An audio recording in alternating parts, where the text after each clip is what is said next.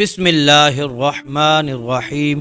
اللہ کے نام سے شروع جو نہایت مہربان رحم فرمانے والا ہے۔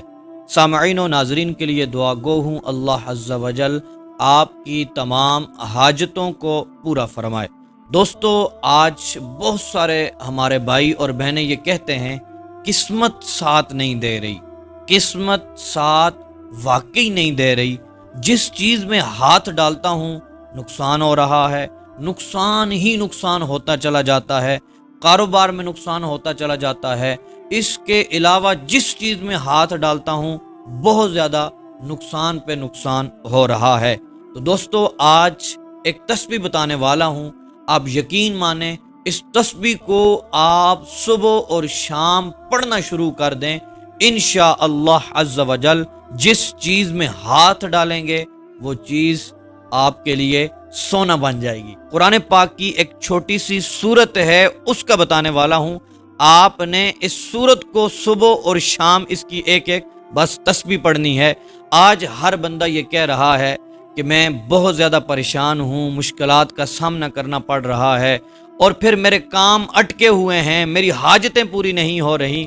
تو محترم ناظرین، آپ یہ تسبیح پڑھنا شروع کر دیں، انشاءاللہ پھر دیکھیے گا کہ آپ کے کام کیسے ہوتے ہیں، آپ کی حاجتیں کیسے پوری ہوتی ہیں۔ تو محترم ناظرین، بڑھتے ہیں اپنے عمل کی طرف۔ آپ نے 11 مرتبہ درود پاک پڑھنا ہے، اور پھر اس کے بعد آپ نے صبح 100 مرتبہ سورۃ الاخلاص کو پڑھنا ہے۔ پھر سورۃ الاخلاص پڑھنے کے بعد آپ نے 11 مرتبہ درود پاک پڑھ لینا ہے۔ اس کے بعد محترم دوستو، آپ نے اپنے لیے دعا کرنی ہے۔ اسی طرح سیم یہی کام آپ نے شام کو کرنا ہے۔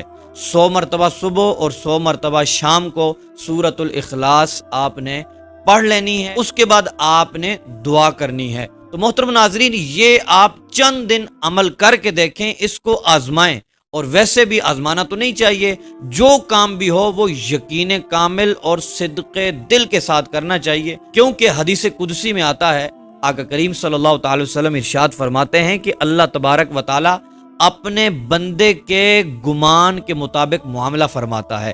آپ کا جیسا گمان ہوگا اللہ تبارک و تعالی ویسا معاملہ فرمائے گا۔ آپ یقین کامل اور صدق دل کے ساتھ یہ عمل کرنا شروع کر دیں گے، چند ہی دن کریں گے، آپ کی زندگیوں میں انشاءاللہ خوشحالی ہی خوشحالی آ جائے گی، اور پھر آپ یہ شکایت نہیں کریں گے میری قسمت ہی خراب ہے، میری قسمت میرا ساتھ نہیں دے رہی، میں جس کام میں ہاتھ ڈالتا ہوں مجھے نقصان ہی نقصان ہو رہا ہے، بلکہ آپ یہ کہتے پھریں گے کہ میں جس کام میں ہاتھ ڈالتا ہوں وہ کام میرے لیے سونا بن جاتا ہے۔ تو محترم دوستو، اللہ تبارک و تعالی آپ کو خوشیاں عطا فرمائے، آپ کو اللہ تبارک و تعالی کامیابیاں عطا فرمائے۔ یہ عمل کریں، پھر دیکھیے گا آپ کی زندگی خوشیوں سے بھر جائے گی۔